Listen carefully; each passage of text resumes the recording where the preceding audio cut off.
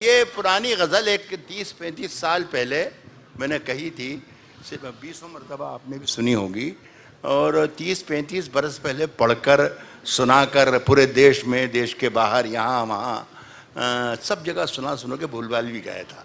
अभी 3-4 बरस पहले से ये गज़ल फिर से उग आई ज़मीन से, और जहाँ जाता हूँ मुझसे लोग कहते हैं, हुक्म देते हैं एक बार इनको सुना दीजिए वगैरह वगैरह वगैरह। समझ में नहीं आता है कि 3-4 साल के जो हालात हैं, इन हालात का 30-35 बरस पहले के हालात से क्या ममासलत थी। बहरहाल ये हाँ, माइक पे पढ़ना है मुझे, माफ़ कर दीजिएगा। तो वसीम भाई, मैं यही सोचता रहता हूँ कि 3-4 बरस पहले का, 30 बरस पहले का क्या रिश्ता है।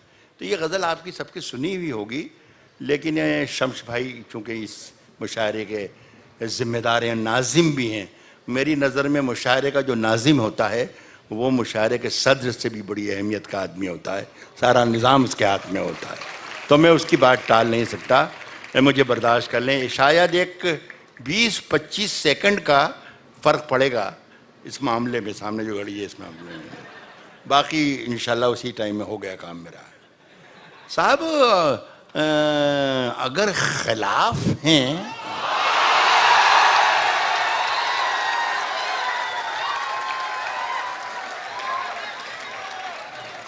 होने तो, अगर खिलाफ हैं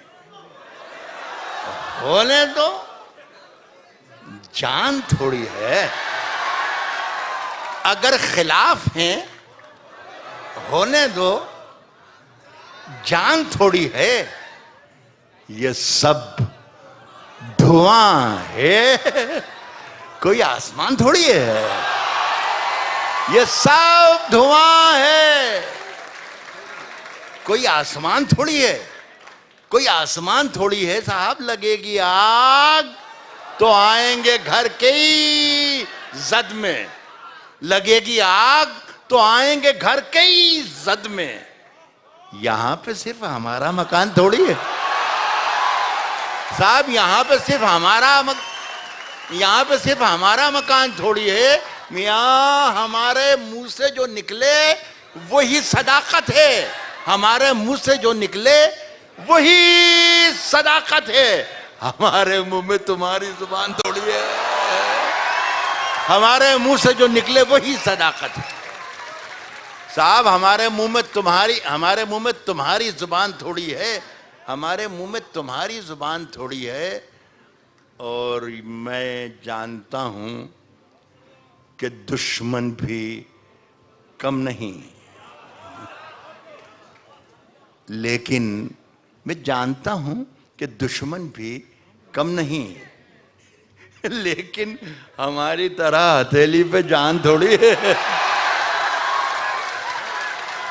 मैं जानता हूं कि दुश्मन भी कम नहीं, लेकिन हमारी तरह हथेली पे जान थोड़ी है। हमारी तरह हथेली पे जान थोड़ी है। और जो आज साहिब मसनद हैं, कल नहीं होंगे। ये हमारे यहाँ पे कुंवर रंजीत सिंह बैठे हुए हैं। इनके एक बड़े प्यारे इनके दोस्त हैं, हिंदी के बहुत बड़े राइटर हैं, अशोक चक्रधर, दिल्ली के। तो वो इसी तरीके से निज़ामत कर रहे थे एक मुशायरे की। हिंदी और उर्दू के राइटर थे, जिस तरीके से शम्स तबरेज़ साहब आज निज़ामत कर रहे हैं।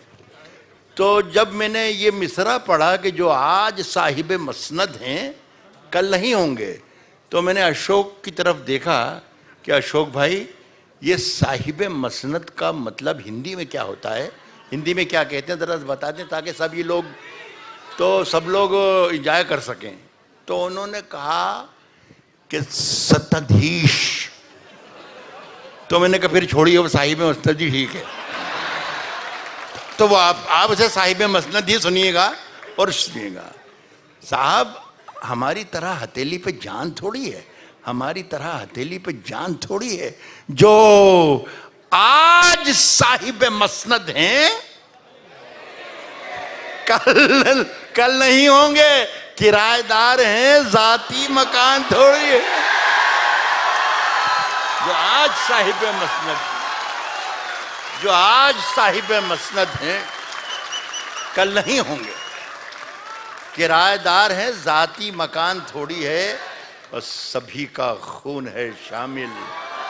एक पिछले दिनों, मेरा ख्याल इसी हफ्ते में, एक किसी पता नहीं कि कहाँ के थे, क्यों थे, कैसे थे, ये सब मुझे नहीं मालूम, लेकिन एक वीडियो आया, कहीं आएगा ये।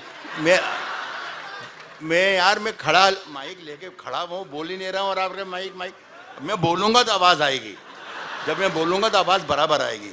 एक कीमती बात बताने जा रहा हूँ आपको। फैसला करने वाले आप हैं, फैसला करने वाले मीडिया हैं, यहाँ बहुत जिम्मेदार बैठे हैं। मैं एक मीडिया के मंच पर खड़ा हुआ हूँ। पिछले 8 दिन पहले, या 2-4-5 दिन आगे पीछे हो सकते हैं, एक तकरीर सुनी। किसी ने सुनाई कि साहब वो तो केरल से आई थी, साहब ये ज़रा आप राहत भाई आपका जिक्र है इस तकरीर में। तो उन्होंने जिक्र करते करते कहा कि 2 पंक्तियाँ एक उर्दू के कवि की सुनाता हूँ। इस कवि का नाम है राहत इंदौरी, और ये राहत इंदौरी जिहादी है। मैं साहब परेशान हो गया कि यार मैं 70 बरस का हो गया, अभी तक पता ही नहीं मुझे मैं जिहादी हूँ। यार ये मुझे हैरत हो गई, इतनी उम्र मैंने जिंदगी गुजार ली और मुझे पता ही नहीं चला। और फिर साहब उसने ये शेर कोट किया। ये साहब अच्छी बात है। मैं साहब रात भर बिस्तर पर पड़े सोचता रहा कि यार मैं जिहादी हूँ कि नहीं हूँ। साहब वो जवाब मुझे कुछ मिल नहीं सका अपने अकेलेपन से, अपनी दीवारों से, अपने दीवारों पर लगे कैलेंडरों से, तस्वीरों से, किसी भी चीज़ से मिला नहीं। सवेरे सवेरे फजर की अजान हुई तो एक जवाब अपने आप मुझे मिला कि यार राहत मियाँ, तुम वो तो नहीं हो जो उसने बोला था, लेकिन यार कुछ अलग हो। तो मैंने उसी वक्त एक लाइन लिखी, वो एक शेर बन गया, बीच में आ गया ही है, बीच में नहीं आना चाहिए।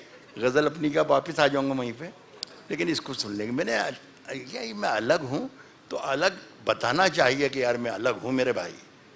तो मैंने 1-2 लाइनें लिखी, वो उसमें भी शरीक हो जाएं आप। उसके बाद मैं वहीं आ जाऊंगा जहाँ था। वो ये था कि ये लिखा कि मैं जब मर जाऊं, देखिए आवाज़ आ रही ना, इसलिए कि मैंने माइक ऊपर कर लिया।